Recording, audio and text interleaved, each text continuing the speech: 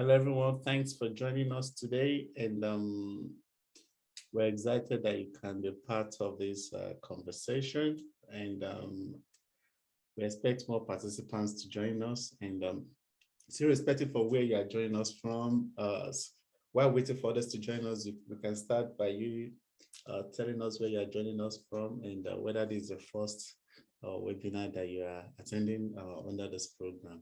So while you do that, my name is Paul Adepoju, and I'm the community manager for the ICFJ's Livelihoods Global Crisis Reporting Forum. And this initiative is geared towards empowering journalists across the world to be able to better report crises. There are different crises. Initially, we started with the COVID-19 pandemic, but we soon pivoted to expanding our reach to more crises that affect individual countries across the world.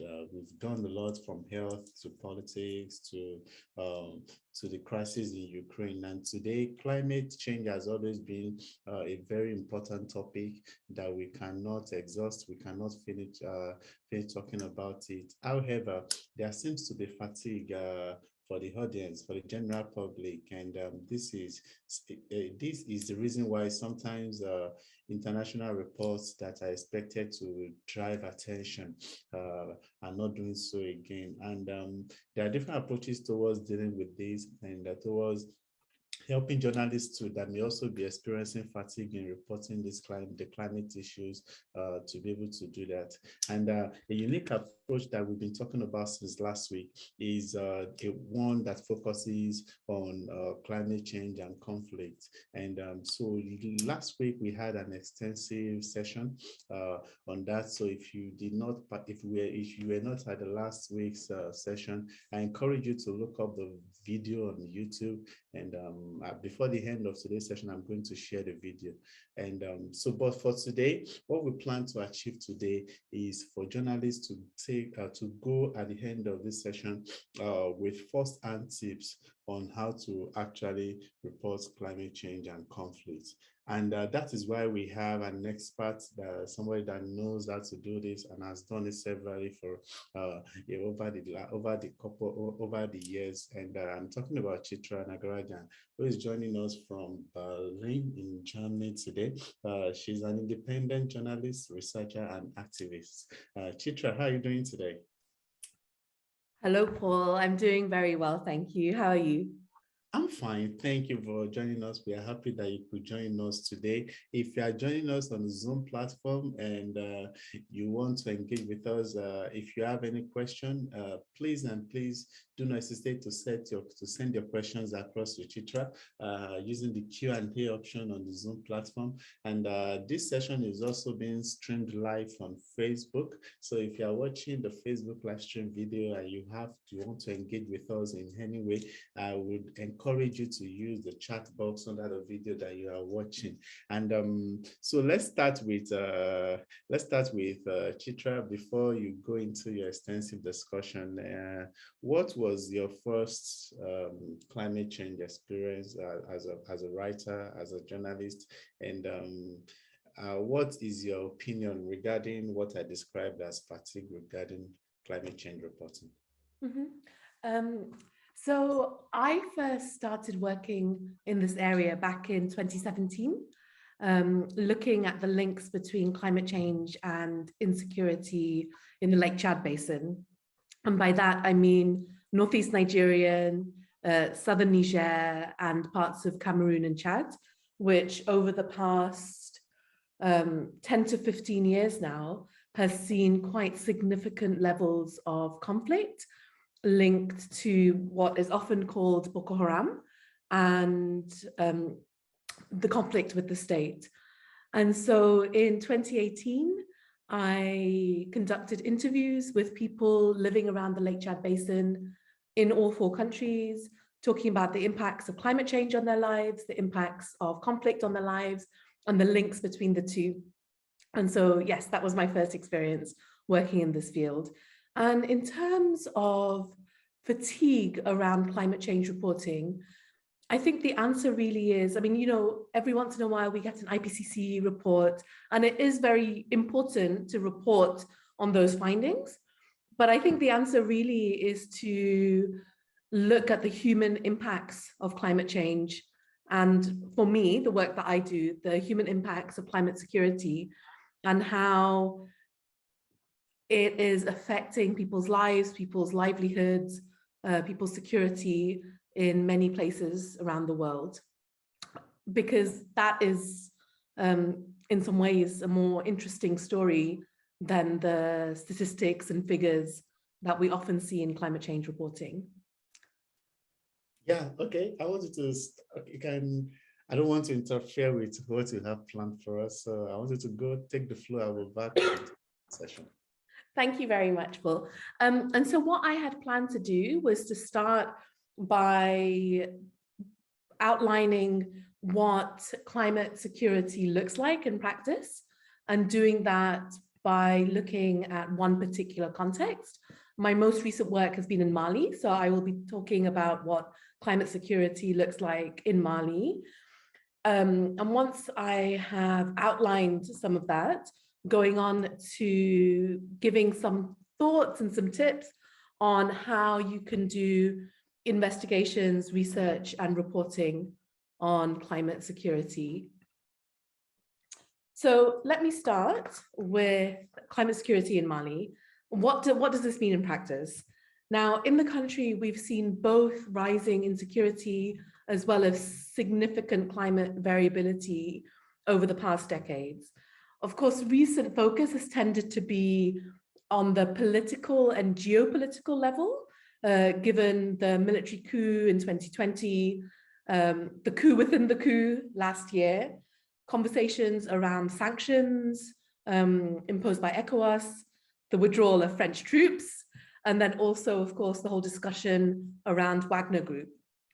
However, we need to make sure that focus on these developments does not overshadow or mask other issues and realities for people in the country. So I'm going to talk a bit about the conflict context in Mali, the climate and environmental context, and then what this means in terms of climate security. So starting with the conflict context and drivers, we know that the country sees long-standing questions of governance and structural socioeconomic exclusion and marginalization, which are some of the root causes and drivers of conflict. These make livelihoods increasingly difficult to sustain. At the same time, we see significant demographic changes, for example, population growth, urbanization, among pastoralists and fishing communities that previously used to migrate, seasonally, a shift towards sedentarization, as well as movement in search of economic opportunities. It's really important also, and this will be a theme running throughout what I say, to look at gender and social inclusion dynamics, because these are really crucial to understanding politics, economic, society, as well as environmental and conflict factors. So we know that gender norms negatively affect women's access to, control of, and ownership of resources and decision-making, yet women are also crucial to livelihoods and contributing economically to the family, as well as driving conflict and building peace. Often when people talk about gender, there's a focus rightly on women, but it's also important to look at men's gendered vulnerabilities. And in the context of Mali, there has been widespread targeting, detention, and extrajudicial killing of men, particularly from certain ethnic groups, and also ways that certain norms around masculinities drive conflict. And at the same time, a system of social stratification that is also a structural factor in conflict. So that's the conflict context. I'm going to talk now about climate change. And often when people talk about climate change in Mali or the wider Sahel, there's a tendency to assume that it's all about desertification. That's what we hear. However, the data, both remote sensing data and ground level observation, actually shows that that's inaccurate, and that since the 1980s, there has been signs of regreening across the Sahel region, particularly parts of Mali. And I mentioned this because this goes to one of the points that I'm going to make later on about how often received wisdom or narratives about climate change are inaccurate or outdated. There's a real need to make sure that you're reporting the climate science rather than what people think is happening, which can be wrong. And I'll give some examples about that later on. However, what people talk about and what the climate data also show is that we see significant variation in rainfall and variability in rainfall. And what that means in practice is if I'm a farmer, I don't know when the rains are going to start. I don't know when they will finish. And I don't know how long they will be and how heavy they will be. And I don't know how many of you are engaged in any livelihoods to do with the land. But for farmers, for pastoralists, this is quite difficult then to be able to plan, for example, what you're going to plant, where you're going to plant it, when you're going to harvest. We also see in recent events, recent decades, increasing numbers of what we call extreme weather events. So for example, droughts and floods, and major environmental pressure from human activity, such as land degradation and deforestation. And the reason that I start with the conflict context and the climate context is that it's really important to understand both before you start looking at the links between climate change and conflict. And in Mali, these two phenomena overlap and intersect in, broadly speaking, 4 ways. So firstly, climate change and conflict separately and together have impacted livelihoods, blocked adaptation, and affected social cohesion. And so what that means is that whereas before people were able to adapt to changing climate and also developments when it comes to conflict and insecurity, they're not so able to do so anymore because the scale of climate change and conflict has become so much higher. And also you have both of them now. And this is especially difficult for people who experience discrimination and exclusion, including people living in poverty, people with disabilities, women. And we also found that the strategies that people use to adapt to climate change were affecting cohesion within and between communities and worsening conflict dynamics. So, for example, one of the things that farmers were doing to cope with the scale of climate change was use chemical fertilizers, which they hope would improve the productivity of their crops and lead to a better harvest.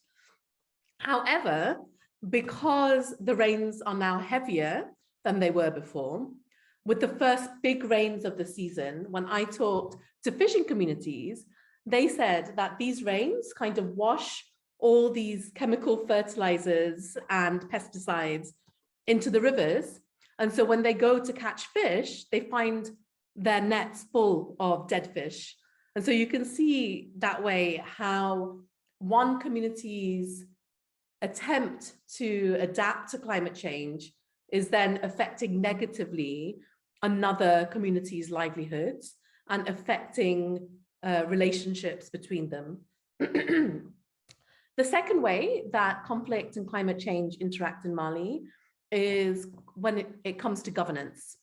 So the government of Mali, I'm sure you've been following the recent developments, some of you, but this is not a new phenomenon. And there has been for now many years, weak governance, state officials engaging in corruption and rent seeking, so extorting money from the population. And all of this negatively affects adaptation to climate change, as well as conflict dynamics and environmental degradation. So people are less able to adapt to climate change. They say that the government is hindering rather than helping them deal with this challenge. This feeds their grievances. It means that conflict resolution is ineffective, and it weakens trust and confidence between the population and the government. And this drives conflicts and grievances further. So, for example, armed opposition groups, these jihadi groups in the country are actively exploiting these grievances to gain support, to gain recruits. The third area is competition over natural resources and how this can lead to conflict and violence. And of course, climate change is not the only reason that we see natural resource-based conflict in Mali or elsewhere, but it is one of many factors. And we're seeing that these tensions are within groups, so between different groups of pastoralists or herders, for example, but also between groups, so between farmers and pastoralists or farmers and fishing communities, etc. And this is now more and more likely to escalate into violence and lead to death, injury, displacement, etc. And then the final area that I want to talk about, before then I go on to talk about how you do this work, is the link between climate security or insecurity and inequality. So we found that inequality was both a key cause and a key consequence of climate insecurity, that your ability to adapt to changes in the climate, changes in the conflict dynamics was really dependent on your position. And certain groups, including women, but also migrants, people with disabilities, young men, were blocked from undertaking adaptation strategies that were used by others. And we also found that as a result, climate change conflict and the link between the two contributed to increasing inequality, increasing levels of gender-based violence, and driving unhappiness and grievance linked to these higher levels of inequality, which then drove conflict further. So you see this kind of vicious circle kind of going round and round and round again. So that is what the work that I did together with colleagues in Mali found out was the links or the interaction between climate change and security or insecurity in Mali. I gave this so that you kind of know what the content of this work is or can be. But now I'm going to go on to talk a little bit about how you find out this kind of information, because as you probably noticed, it's quite complex and it's quite nuanced. And there's a real need to spend time looking into this, thinking about it, analyzing this. I have a few overarching points to make before I go on to more practical points. I want to start with saying that you need to resist the temptation for making easy links between climate change and conflict. Your editors and others may ask you for a direct connection, but there is no direct connection. Climate change does not cause conflict in and of itself. I cannot stress this enough. The reality is much more complicated and involves a whole range of issues, including politics, policy decisions, inequality. Climate change is one of many factors contributing to grievances and root causes of conflict. On the other hand, conflicts can also affect climate change. And I think not enough is looked at or not enough is examined on this perspective.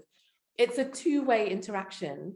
So for example, conflict-related displacement or insecurity in many places that I've done this work, so Nigeria, Niger, Mali, Chad, Cameroon, I found that as a result of conflict, we see increased deforestation, because when people's livelihoods are affected, one of the few remaining livelihoods open to them is cutting down trees or gathering firewood to sell as firewood or to convert into charcoal for sale.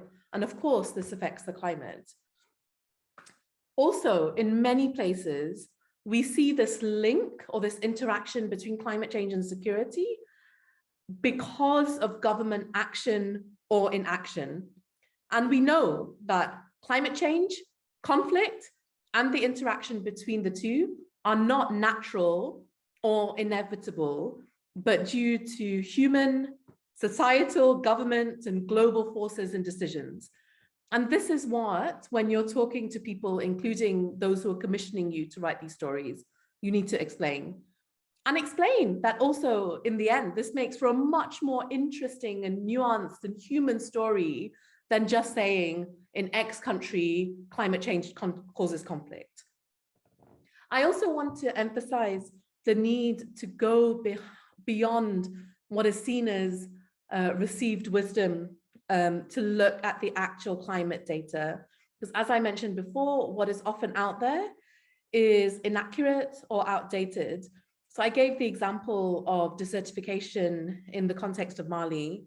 Another example here is the narrative around the shrinking of Lake Chad, and people saying that Lake Chad, which is this freshwater lake, kind of in the connection that connects Nigeria, Cameroon, Niger, and Chad, has been shrinking over the years, which has affected people's livelihoods, which has meant that they're suffering, which has then caused them to join these armed opposition groups, to join Boko Haram. So this is often when you talk about climate change and conflict in the context of Northeast Nigeria, this is what people will tell you. However, in reality, this isn't true. And so, yes, Lake Chad over the years has expanded and contracted, and until the 1980s was in a period of contraction. But that is not the case now. Like Lake Chad today is not shrinking. And in any case, when you actually go and talk to people about the impacts of climate change, very, very few of them talk about Lake Chad at all. The number one thing, I interviewed 250 people in all 4 of the countries of the Lake Chad Basin region. And the number one thing that every single one of them, more or less, told me when I asked them about climate change and if they had noticed any changes in the climate, the number one thing they told me about was rainfall, that it was difficult to know when the rains would come and how that was affecting them. So yes, it's really important to make sure that your reporting doesn't replicate or perpetuate information that is outdated or inaccurate.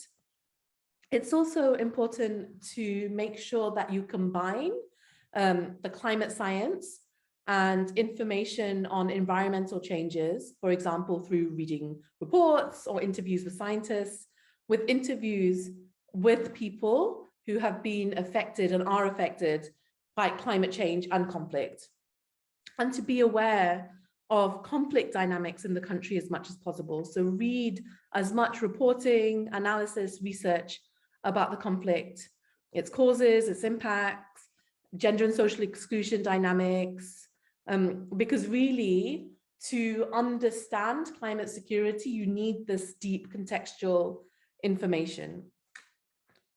Now, when it comes, so those are kind of my overarching points. When it comes to practically how to do this, I would say, first of all, start by thinking about how climate varies within a country. So in Mali, for example, there is a big difference between the north of Mali, which is more desert, then the middle of Mali, where you have this Niger River basin, and then the south of Mali. And so it's important, if you can, to try and choose locations that see different climates to kind of look at what the different impacts of climate change could be. Also, you need to think of climate security as not just taking place in rural areas, but also in towns and cities and urban areas. And this is particularly important given the increasing trend towards urbanization that we see around the world, including partly driven by changes in the climate. Be aware and beware of politicized narratives.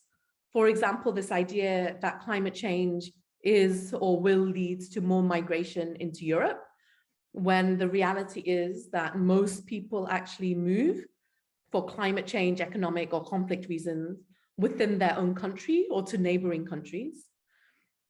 Center your reporting on the people affected and talk not only to government officials and community leaders, but a truly diverse range of people. And be really conscious about that, because people's realities differ to a great extent, depending on their age, their gender, whether or not they have a disability, their ethnicity, their migration status. And so if you're only talking to male community leaders and government representatives, you're missing out on the majority of the story. And I would say actually the most interesting aspects of the story. So once you've done that, who do you then talk with? What I do when I do this work is once I have decided together with my colleagues what locations we'll be looking at, we look at who's living there. So which are the livelihood groups living there? Farmers, fishing communities, pastoralists, traders, for example. Which are the ethnic groups, the religious groups, the groups that are particularly marginalized who are living there. We make sure that we talk with a cross-section of people from as many of these groups as possible. And of course, you don't have time to talk to everybody. So if you have to prioritize, I would say talk to those who are particularly marginalized and discriminated. And make sure you talk to women and young people from each of these groups. Make sure you talk with people with disabilities who are so often excluded from climate security discussions, but feel the most impacts.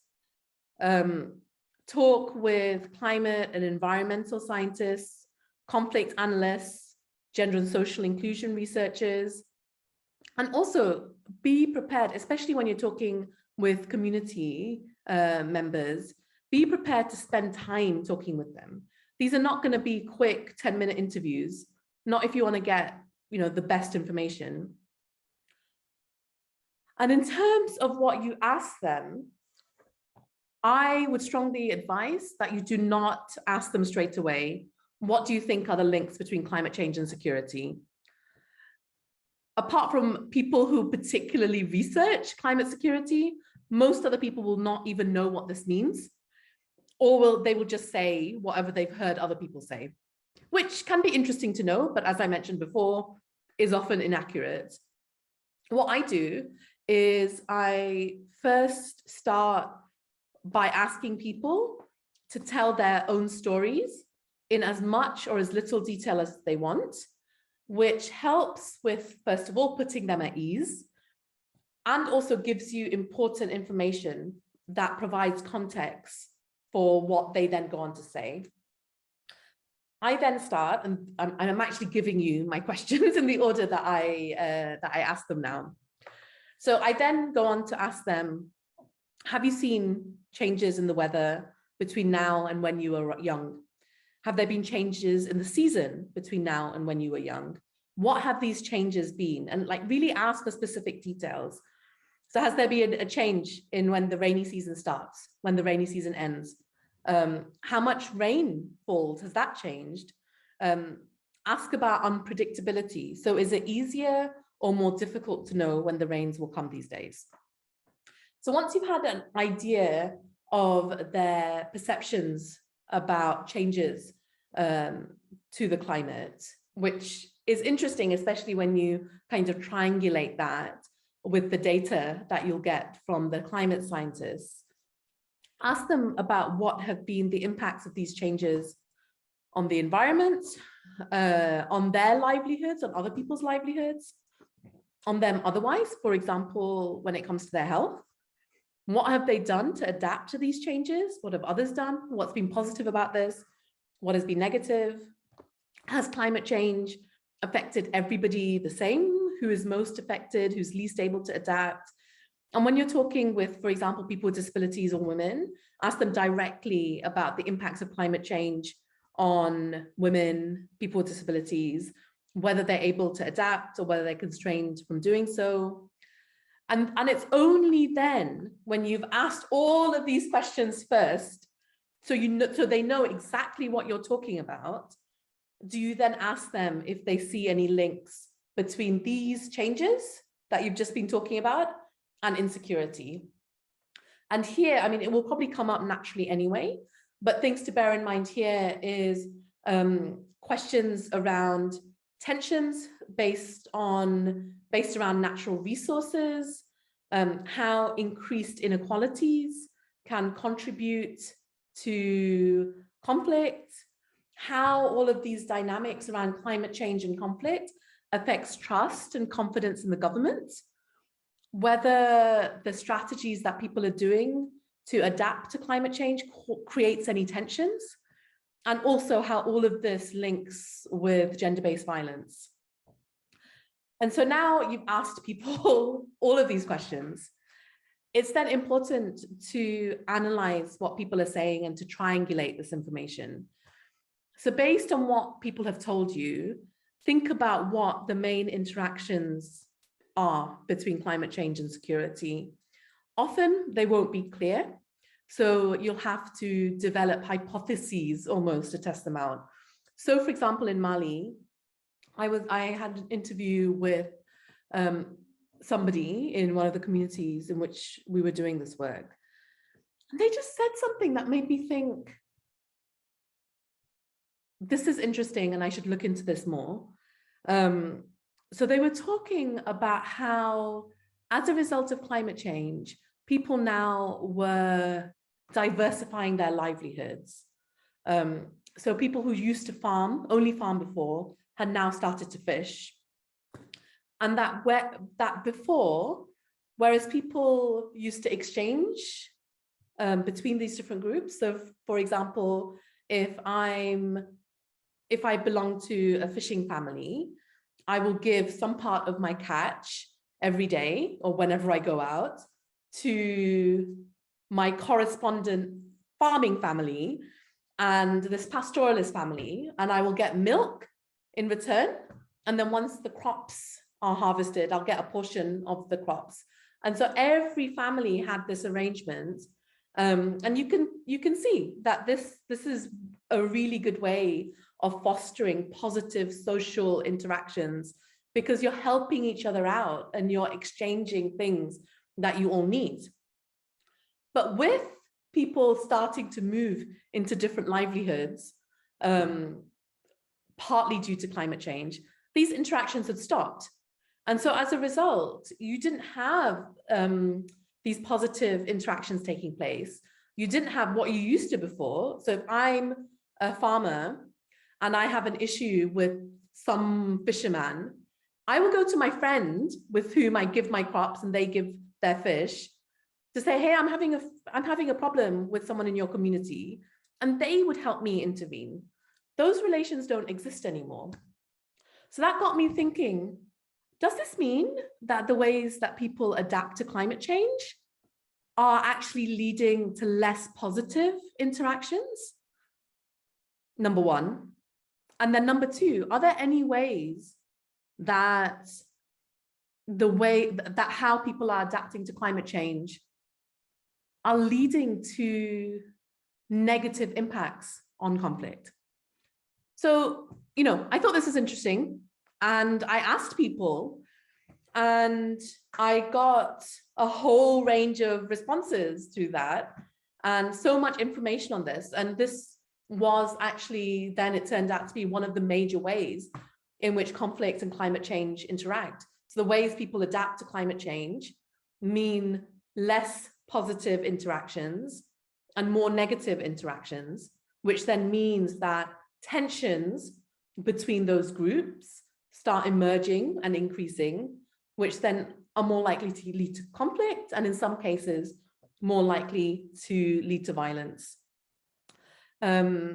yeah, so, and then finally, for each of the points that you come up with, like really think and test how it affects different groups of people and whether it contributes to the marginalization of certain groups, for example, migrants or young people. And let me stop there because I want to really make sure that we have lots of time for questions. But I hope that this has given a flavor both of what the links between climate change or the interaction between climate change and conflict can look like, and also practically how to go about discovering it in the first place. And it's maybe not as easy as some other topics that you will investigate, but it makes for really, really good stories. And I'm looking forward to your questions and to our discussion.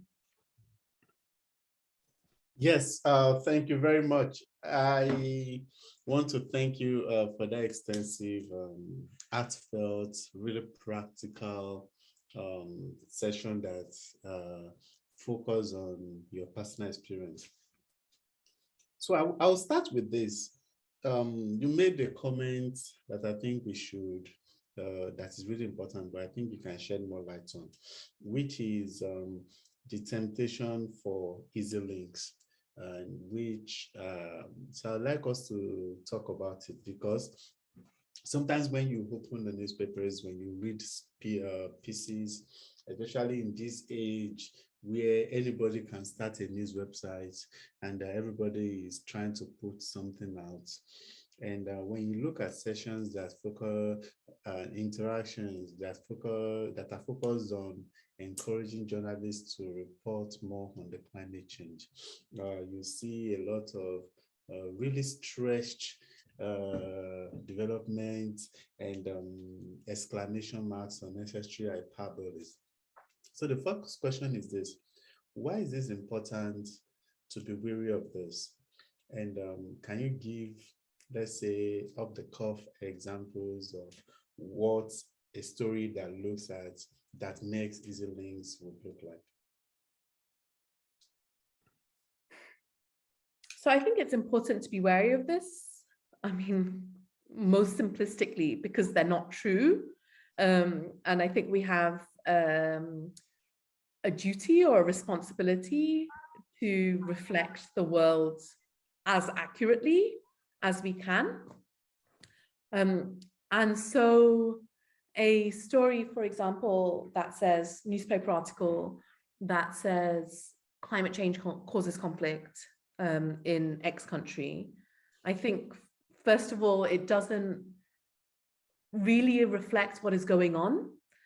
And also there is a tendency to some extent for some governments to try and use climate change as an excuse for what's happening in their country. So the problem isn't the corruption and the inequality and the behavior of our security forces, which is making people angry and leading them to join these radical groups that call for the overthrow of the state. That is not the problem. The problem is climate change, which is something that is external to us and that we have no responsibility over, and that's affecting our people, right?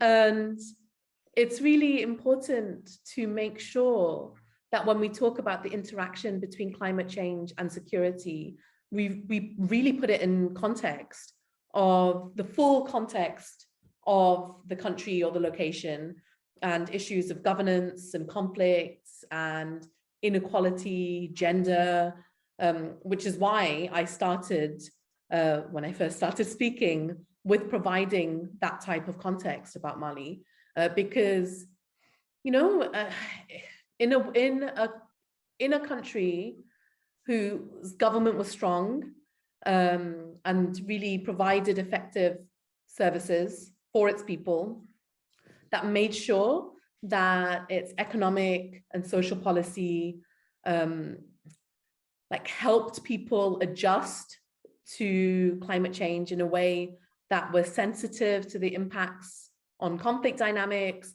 that focused on reducing rather than increasing inequality, that addressed people's concerns and their grievances. We may not have a situation where climate change interacts with conflict in a negative way at all. It may be the positive. You know, climate change can be something that brings people, brings communities together to look at a common problem, which is affecting all of them, and to come up with solutions that benefit all of them. It can rebuild, or in some place, create positive relations, trust, confidence in government. So climate change in and of itself, it's a factor amongst others, and it's in combination with political, economic, and social factors that it interacts, that determine its interaction with conflict dynamics. Yeah. Okay. So there's also a question of you mentioned really localizing it. For instance, talking about not just looking at it from the perspective of only rural areas affected by urban areas.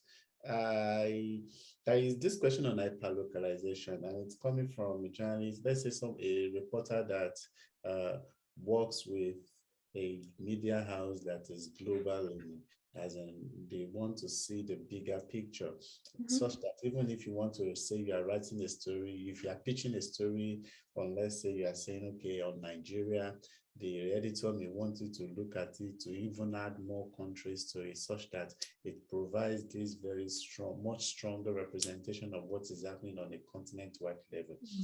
How do you achieve that level of hyperlocalization that specifically looks at the peculiar issues affecting individual people, and still be able to achieve that global learning requirements from the editor? Well, I mean, I would say that it's really important to have on-the-ground reporting. So you can't be sitting in Kampala or Nairobi or Lagos and be writing about climate security, or I mean, you can, but it won't be as rich and in depth. So maybe if people are wanting to take a more continental perspective, of course, it depends on your budget. But what I would say would be the ideal is to look at continental-wide trends and then pick a certain number of countries, for example, 2 or 3, to explore what this looks like in practice.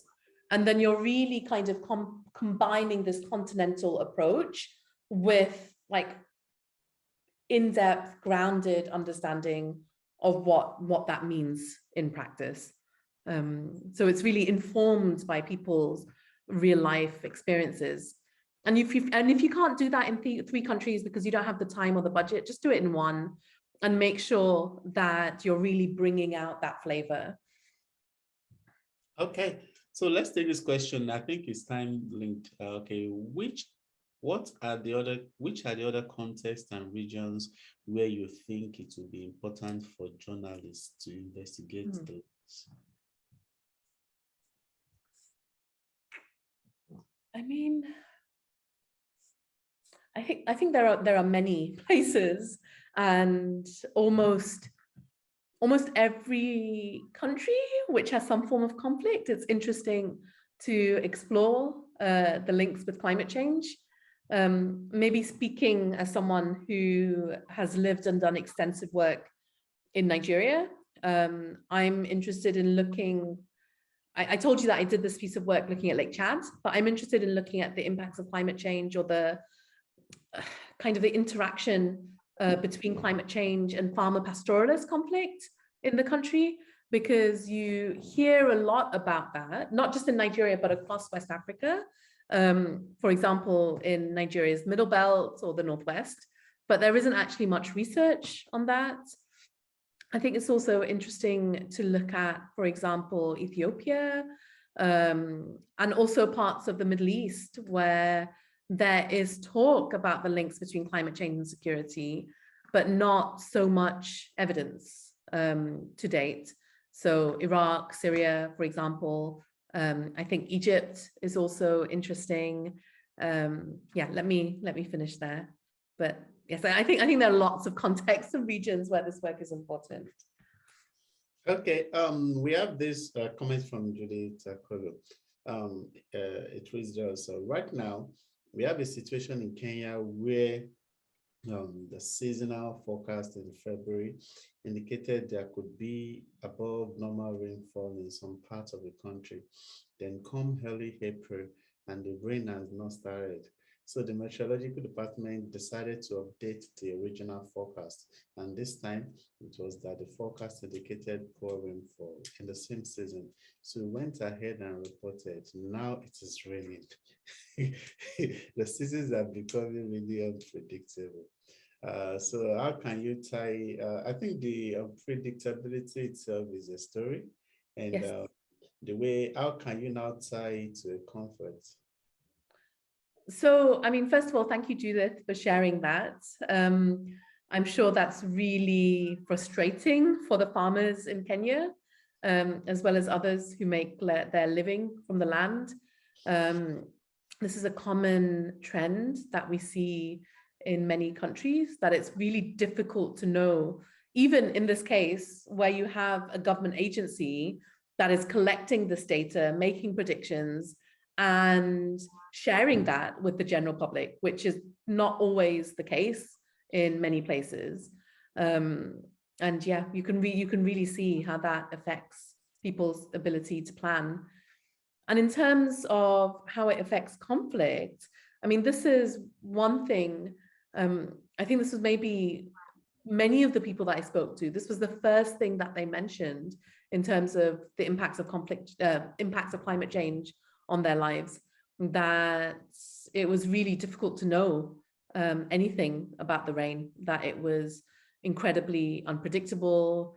And in relation to that, the seasons were unpredictable. And we've seen some impact of that, for example, on farmer pastoralist conflict. And so whereas in the past, you know, there was a season for planting, a season for harvest, or I should say a time for planting, a time for harvest. And so everybody knew when the seeds would be planted, when the crops would be harvested. And then straight away after the crops were harvested, the pastoralists would come with their livestock and feed on the crop residue, which was good for everybody concerned, because it was good for the pastoralists, because the crop residue was giving their livestock nutrition. But it was also good for the farmers, because obviously if you've had a number of animals on your land, this leads to better fertility of the soil. So it was really a win-win, and a way that you could see kind of the mutual economic interdependence of these two livelihood groups. However, when you don't know when the rain is coming, how much it's coming in, you don't know when you're planting, you also don't know when you're harvesting. And so then if your harvest becomes later and later and later, the pastoralists are waiting to come onto this land. And this is land that you have kind of co-used for many decades. And there's a limit to how long they can make their livestock wait, because these animals need food, they need water. And so we see kind of conflict and tensions between farmers and pastoralists linked to this, because what that means is the pastoralists are not able to control their cattle anymore.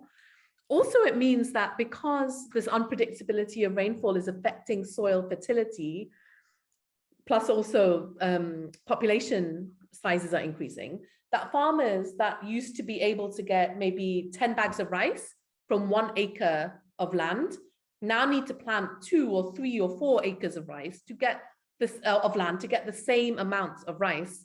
And so they are now encroaching into grazing routes and grazing areas, which means that there's nowhere for the cattle to go. And so you can really see how then you have this dynamic set up whereby livestock go onto land that has been planted, they destroy crops.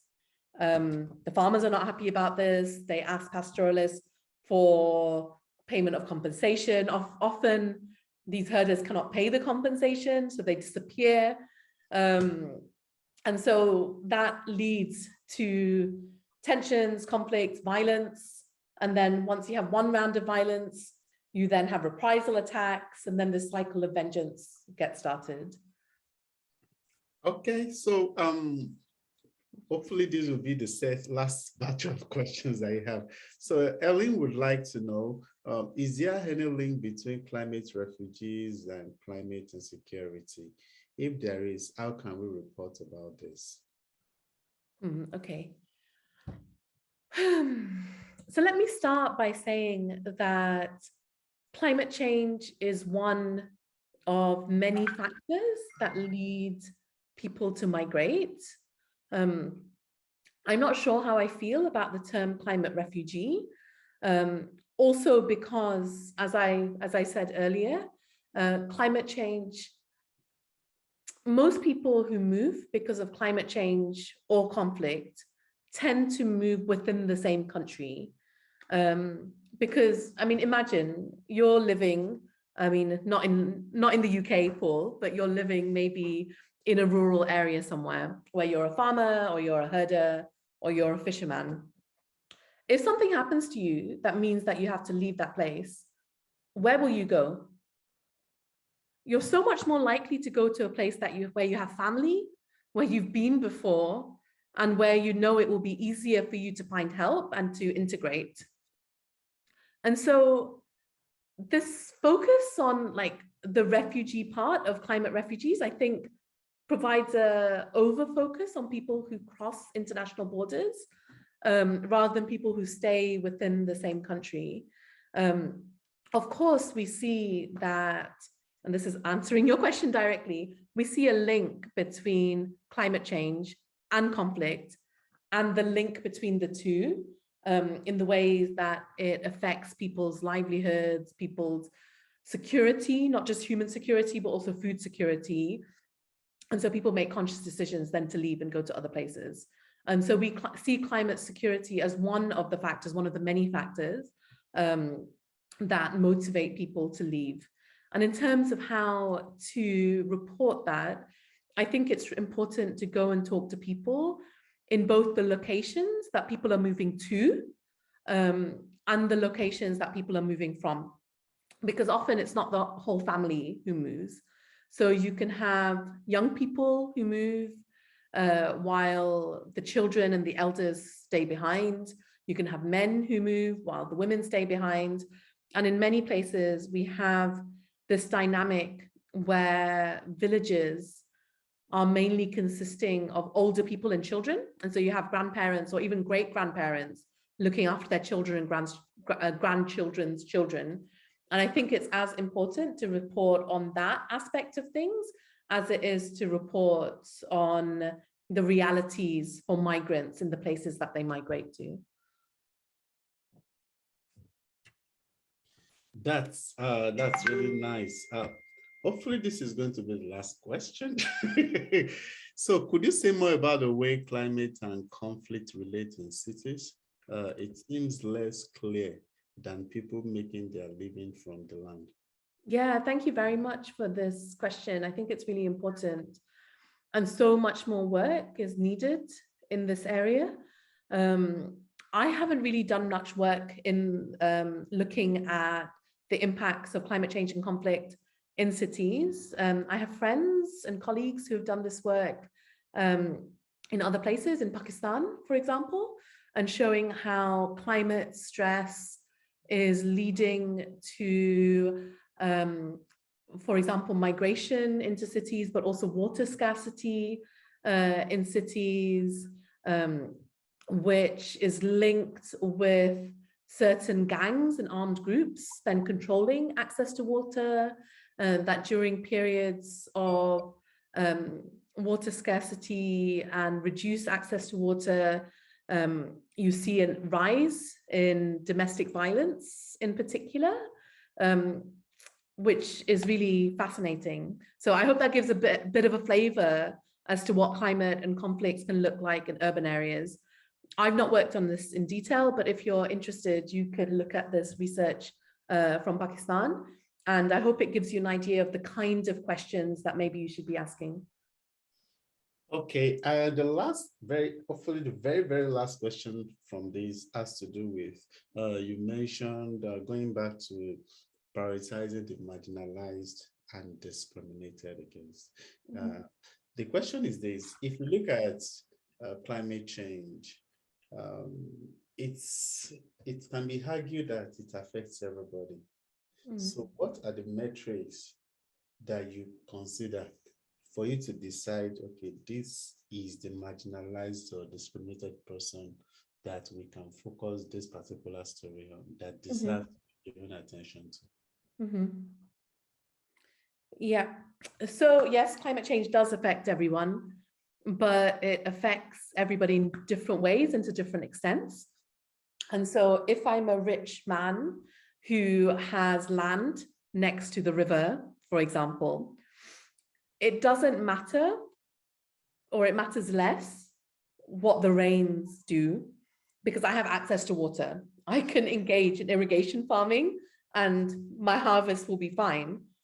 If I have someone, excuse me, if I'm someone who has land in a less fertile place, then that becomes more difficult because pumping water long distances is hard, digging wells costs money, trucking in water also costs money.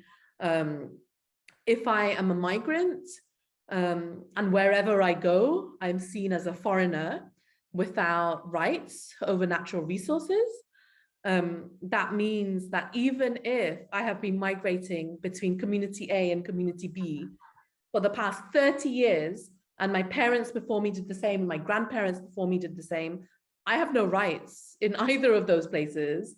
And so my access to the river, to the lakes, to land is dependent on the people who consider themselves indigents.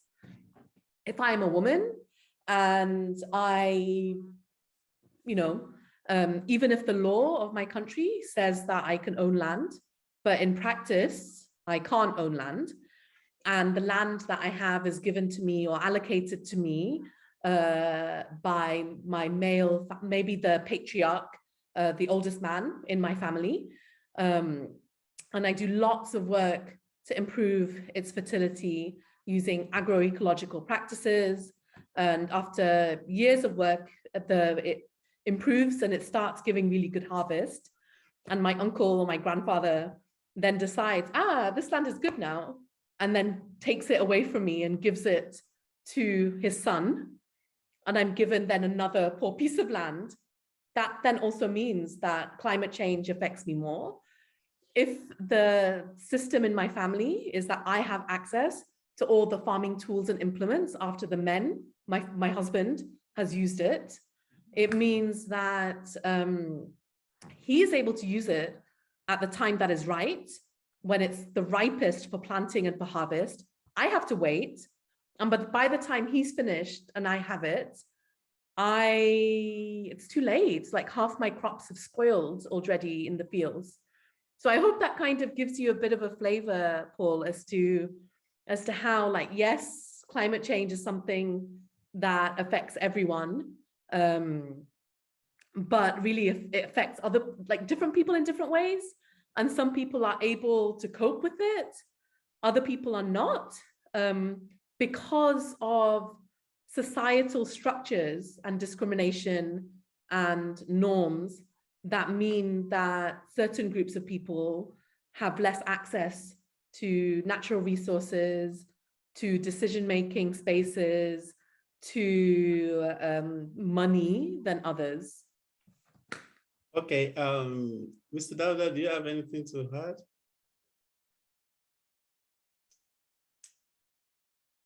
You raised your hand, you said you had. Do you have anything to contribute? You can speak now. Okay, thank you very much, Mr. Paul. Okay. Yes, my name is Dauda Ilya. I'm a journalist based in Maiduguri, the Borno State capital.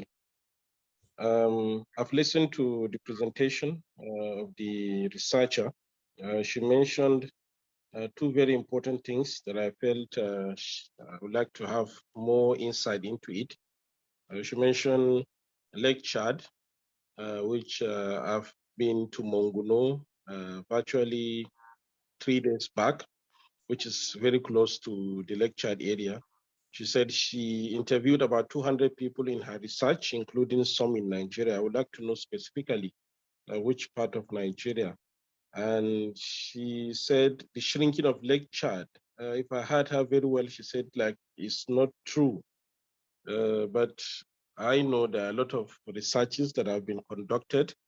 I've attended the second Lake Chad Basin Governors Forum in Niamey in 2018, I think, if I can remember. And these are issues that have been discussed about the shrinking of the Lake Chad and how to improve the livelihood of people, especially those that are living around the Lake Chad area. I would like her to make more clarification on this, please. Okay, Chitra, what's in? Thank you very much, Dauda, Mr. Dauda. And it was so nice to hear someone from Maiduguri. I was telling Paul before our session start that I was born in Maiduguri, and actually I lived there for many years, including recently until 2020. So it's nice to hear a voice from home. In terms of where this was conducted in Nigeria, it was in Borno State. So Monguno, Baga, and Gamburungala. So those were the three locations in Nigeria where we did these interviews. And as you know, they're kind of very, like they're either by Lake Chad or they're affected by Lake Chad. So I hope that answers your question. And in terms of the shrinking of Lake Chad, as I said, Lake Chad is a lake that has expanded and contracted over the centuries. And it's true that it was shrinking. And we saw a really significant contraction in Lake Chad. If you compare what it looked like, for example, in maybe like 1910 compared to 1970. However, so this is why people think it's shrinking, but because it was, and it was shrinking quite significantly. However, the most recent research, and this is based on satellite imagery that is taken across the year, because as you know, kind of the level of water in the lake changes depending on whether you're in the dry season or the rainy season, shows that at present, Lake Chad is not shrinking. And in case you're interested in reading up more, I have just put a link to the report in the chat. Okay, thank you very much, Chitra. So what are your parting words, and what do you think in 1 minute, can you summarize this session, and what do you think our journalists should take on from today? Well, thank you very much, Paul, for facilitating and hosting the session, and to everybody who asked questions. I really enjoyed talking with you and sharing my experiences doing this work. I guess my parting comment is just reporting on climate security requires time and effort, but it's really worth it because you are bringing to light the experiences of people faced with two of the biggest challenges in our world today, which is climate change and conflict. And so I would encourage you to not let the complexity of this issue put you off, but really to spend the time to investigate and report on this. And I hope that the tips and the thoughts that I shared with you will help you to do that work. Thank you very much. So on behalf of the entire ICFJ team, I want to thank you, Chitra, for making now time to be with us today. Out of your very busy schedule, we know our journalists and every participant on this call are going away with important tips and clearer perspective on how to report these things, these issues, and how to actually be true journalists that report the facts and not sentiments or issues that are not the truth. So we really want to thank you once again. And so this is the concluding part of a two-part series that started last week with Michael and aspects that were really important in helping us understand the issues around climate change and conflict reporting. And so today, going forward, I hope you are able to see a unique way to improve your climate science, climate crisis reporting by actually putting attention on the individuals that are directly affected. Like she rightly said, there are so many rules that you have to avoid. You should resist the temptation for making easy links, because like she said, these links are not that easy to make. She also mentioned the fact that conflict can have impact on climate, while climate can also have impact on conflict. So you should not just be looking for issues that are the side effects of climate change, but actually how issues are also affecting climate change on its own. So by the time you put these tips together, you are going to have much broader understanding and much more robust stories to write that I also believe your audience would actively engage with, and will be helpful for everybody that is interested in climate change. So thank you very much for joining us today. And if you like, I will encourage you to be part of our Facebook forum page. What I usually do is go to the Facebook page. Stella does put the link in the chat box. It's a very good Facebook forum where we interact and we share resources, links, opportunities, guides, everything that we have that we want to pass them on to you. That's the Facebook page where we share it. So I encourage, just click the link, request to join, and you'll be accepted. I also encourage you to learn more about the ICFJ International Center for Journalists. The link is also in the chat box. Go to www.icfj.org. And if you also want to access resources for your reporting on climate crisis and others, please check out the resources on IGNet's website. This link is also in the chat box. So by next week, when we'll be next week is very important for us. It's very special. We'll be having a very, very special session on World Press Freedom Day. And we are going to be having a very robust panel, and we'll be looking at these things from unique angles. So I encourage you to join us. It's going to be a celebration of the challenges of journalists, and we are going to discuss how we are overcoming these challenges in different parts of the world. And thanks. That's everything I have for you today. And I say have a lovely day and bye for now.